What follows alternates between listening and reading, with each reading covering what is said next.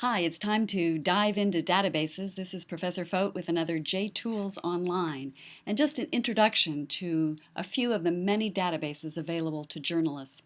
As we start, let's think about what is a database. Let me pause for a moment while you scribble down your own definition.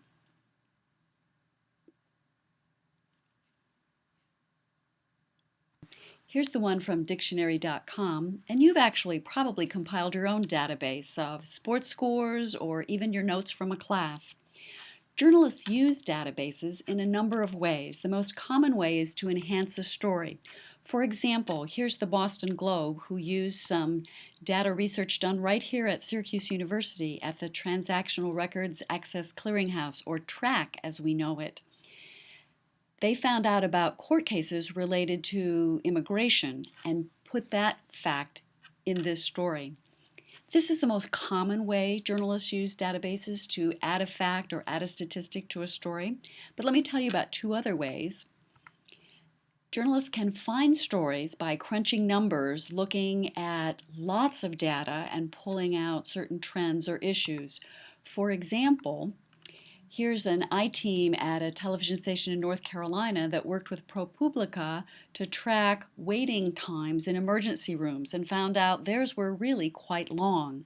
This used to be called computer-assisted reporting, now is often called data journalism. So that's a second way to use databases. And a third way is to provide data online. The media actually publishes data for readers. Here's RocDocs, which is from the Rochester Democrat and Chronicle just down the road.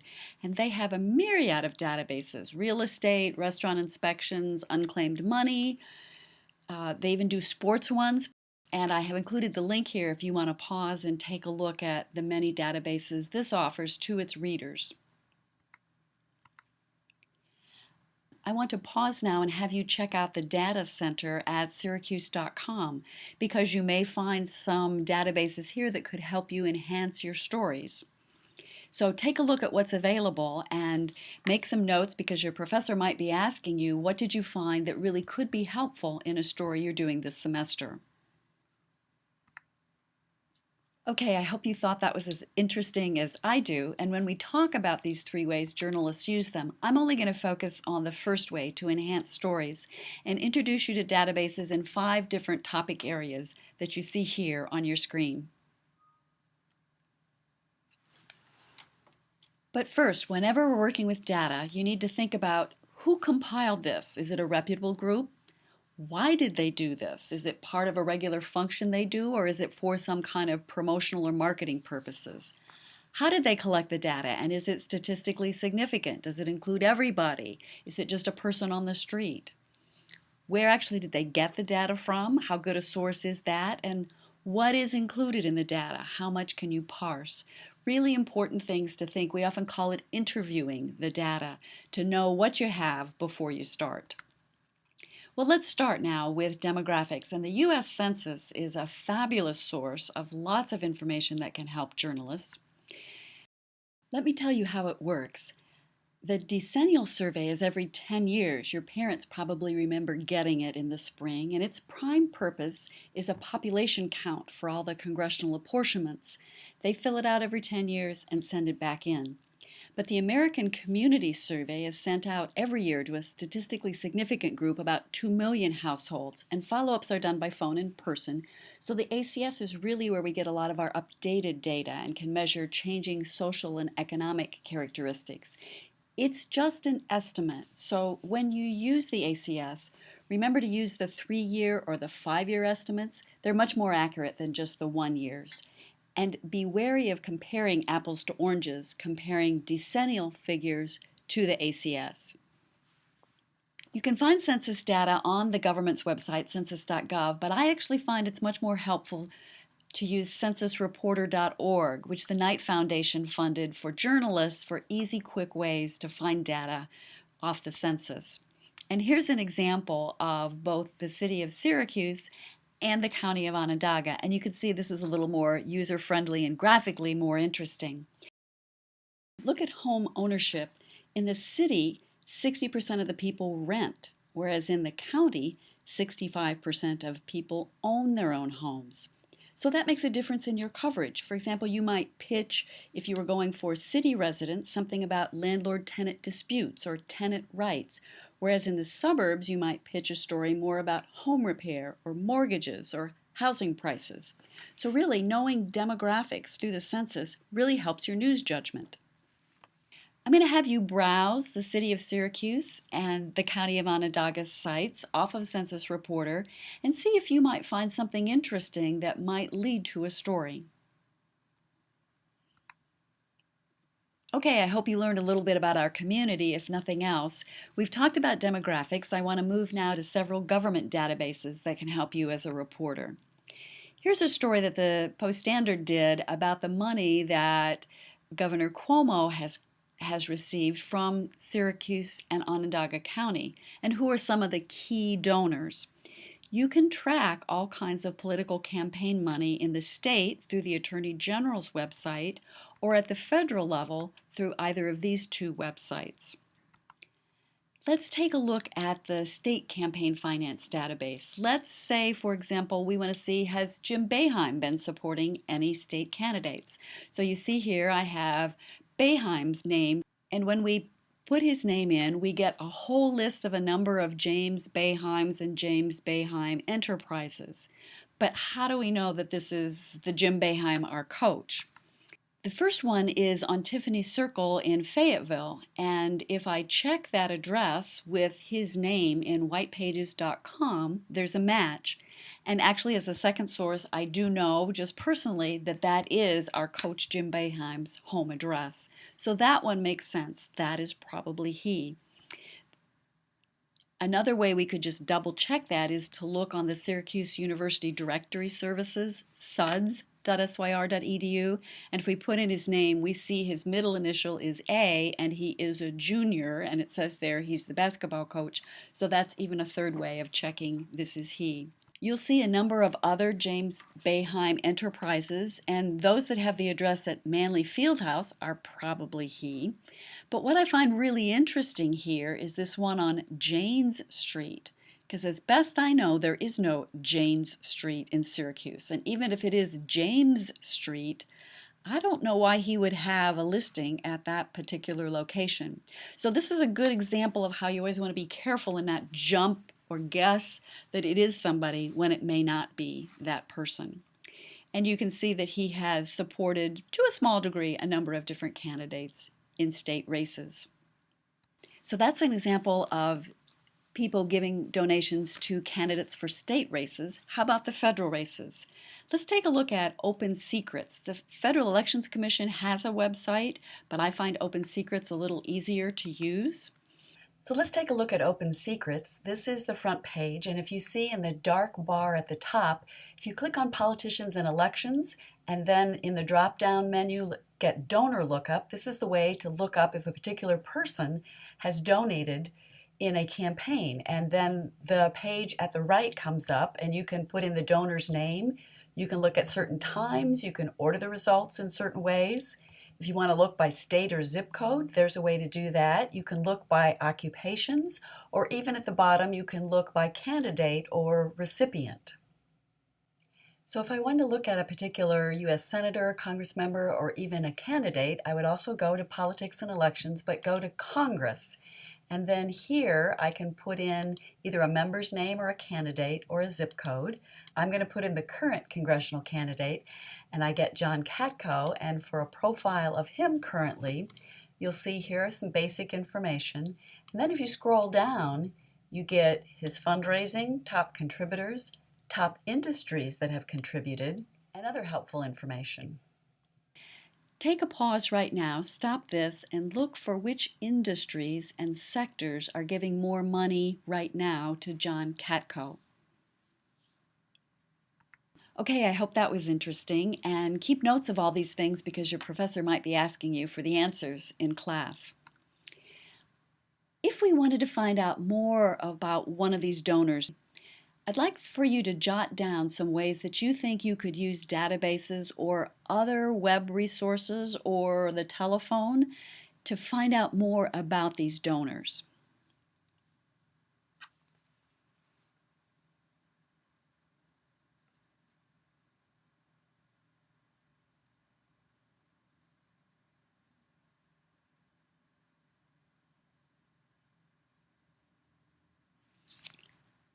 A couple more seconds to think it through.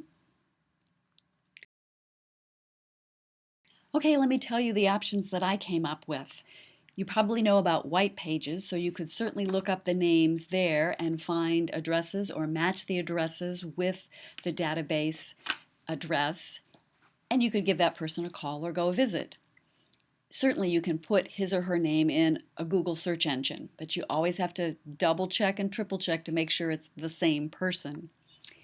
You could do a media search, for example, using the Syracuse.com Post-Standard database that's at the SU libraries to see if that person's ever been mentioned in a news story, and there might be some more background about him or her. Another option, of course, is LinkedIn, which is a great resource. A lot of times people who are giving to political campaigns are also giving money to charities, and you might find that some of these people are on the boards of foundations or charities. And here's GuideStar, which is a national database of charities and nonprofits. You won't find how much they've given to them, but if they're an active officer, that's another way to check their connections. Okay, let's move on to talk about other government records that are available, and they are housing and property tax records. You might have done this earlier in a class, so this is a little refresher. The City of Syracuse and the County of Onondaga both put their property tax records online. So let's just check out, what if you want to see mine? If we go to Onondaga County, and you don't have to log in, but just click here for public access. If you went to my new house bio, you would find that I live in DeWitt, and you could look me up on whitepages.com, and you would find this address, 6305 Hamlet Crest. And if you click Go to the Property, then you'll find my records. It takes a little time, which I've speeded up here. Here's the basic record with information about the property, that I live in a single-family residence, that it's a townhouse. You get the land assessment and the total assessment of property and the building. If you go over here to Owner Sales and click, it does take a while, so be patient, but something like this should come up. And here's my name, and this happens to be my husband. So, how much do we pay for taxes? Now you want to go over here to the tax info, and remember that you have to add the county taxes and the school taxes if people live in the suburbs, or the city and county and school taxes for those in the city. But here's my county tax bill, and it shows the amount that I owe for county taxes, and there's a 4,000 some figure that I owe for school taxes. The property tax info can give you lots of little nuggets to describe the property that could be things you would put into a story, or can also help you know who owns a property that's been the subject of a news story. So browse around here a little bit more and see what you can find. Specifically, I'd like for you to see if you could find the Syracuse mayor. What's her house worth, and how much property tax does she pay? When you've got it figured out, come on back.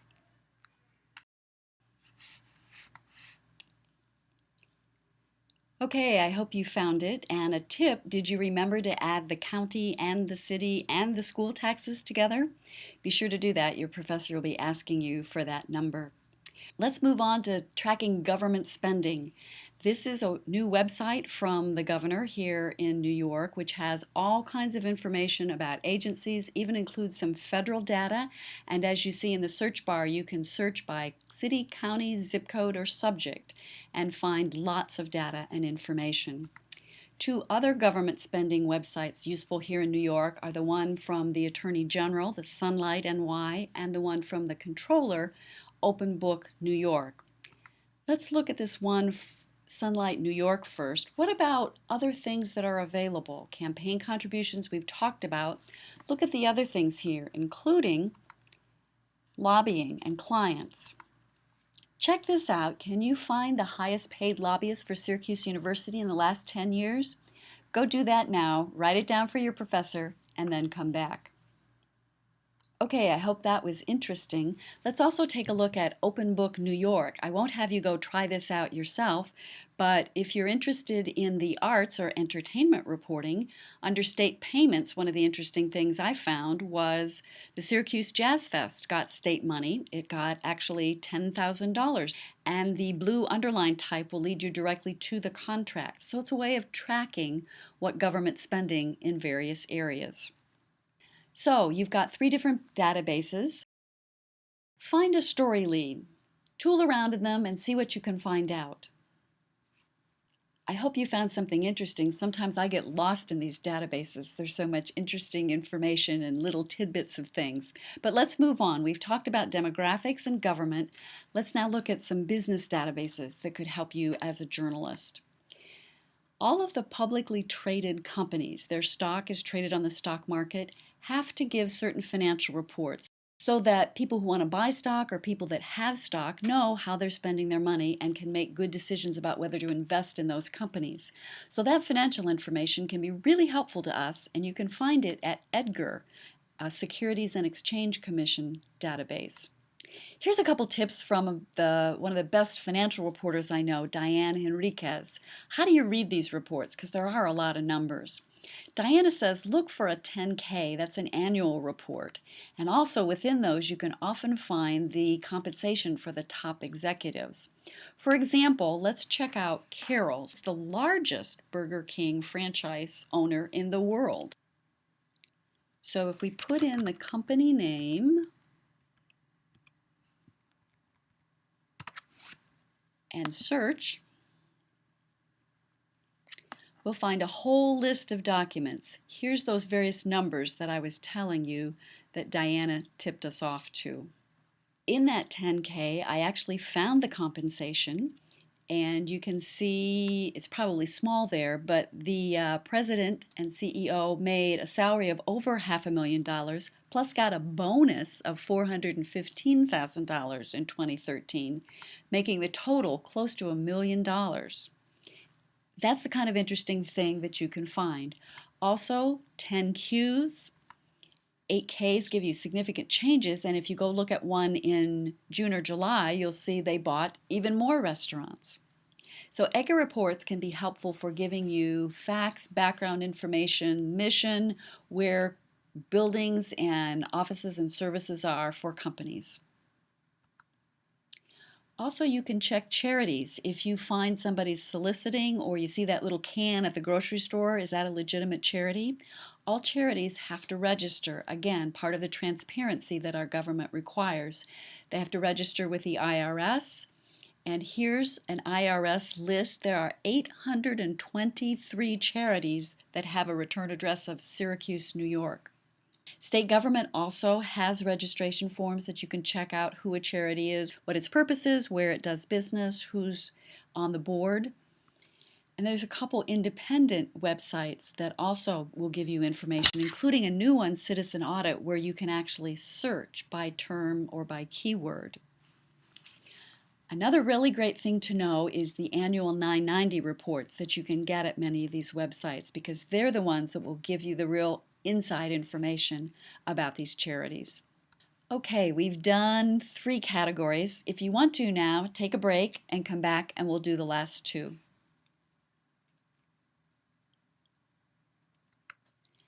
Criminal justice records. Everybody asks me, can you get all the records of what's going on in the courthouse downtown? Only some courts in New York State are online, and our county court is not. You can find the Onondaga Supreme Court, which is actually a trial level county court where all the civil cases are. And I just for fun put in who's been suing Syracuse University. And one of the interesting things I found in July was that Cameron Hill Construction is suing the university, and I presume it's over the building of the bookstore there across from Marshall Square Mall, right next to the parking garage. There's quite a dispute about that. The other important criminal justice records that you want to know about are the U.S. Department of Justice UCRs, or the Uniform Crime Reports. Every police agency is required to report these particular crimes to the federal government, and then they're all compiled. So we have a massive database that we can look at and compare. I'd like for you to stop right now, click on the link on the website, and compare the violent crime in Syracuse to Rochester and see who's got more crime. Well, if you did those comparisons, the last year I found was 2012, and here are the number of violent crimes in Syracuse compared to Rochester. So you would think Rochester is a lot worse. But actually, the populations are different. So if you look at it based on population, you'll find these differences, and yes, Rochester is still a little bit ahead. When working with UCRs, I've learned some valuable lessons that you really have to know what this data is before you use it, because you can use it improperly in a news story. So could you just put in a story, this is the number of burglaries in Syracuse? Probably not, because it's only reported burglaries. And you know, if a drug dealer's home is burglarized, they might not be likely to report that to police. So remember, it's only reported crime. And of course, when it comes to rape, we know that many people are hesitant to report that. Here's another tip I learned from my time in Detroit. We found that the number of suspicious fires, according to fire department records, was way up, but the number of arsons in the UCR reports was down from the previous years. And we wondered how that could be. And when we got checking, we found that a fire can only be labeled an arson if it's been checked out. And the Detroit Fire Department didn't have enough investigators to check out the suspicious fires, so they never checked them, so they couldn't say they were or weren't an arson. So it was really not a factor that the number of arsons had gone down, but it was really a factor that they didn't have enough investigators to check those suspicious fires and find out if they're arsons. So again, just another reason for always being careful with your data and knowing what it says. Okay, we've been through some criminal justice databases. Let's do one fun one, and that's in the area of transportation. There's a website called Landings, which tracks lots of different things about airlines and airplanes and pilots. One of the things I learned in my work also in Detroit was if there ever is a plane crash, the first person on the scene, whether it's a reporter, photog, or whoever, even somebody on the phone, try to get the tail number of the plane, because that way we can track a lot of information about the plane. So if you go to Landings and you clicked on databases and US registrations, you can find who owns a plane. Let's say there was a mythical plane crash and you got this number, 22153. Plug it into the database here and see who owns that plane. And I trust you found that was locally owned. Well, all the databases I've shown you are just a beginning of all kinds of databases that are out there. And remember, not only can you use them to enhance your stories, but if you get into some kind of data journalism, you can find stories in the data, and you might be at a news organization that actually puts data online for its readers, viewers, and listeners. If you like this kind of stuff, you might consider taking the data journalism course that Dan Pacheco is offering. This is a whole new area of data journalism. It's really becoming a specialty. And you also might want to look at some of the training offered by Investigative Reporters and Editors, which is a great organization and has great training opportunities. I hope you found this helpful. I hope it helps your reporting. And if you have any questions, please feel free to email me and just put JTools in the memo line so I'll know to get back to you.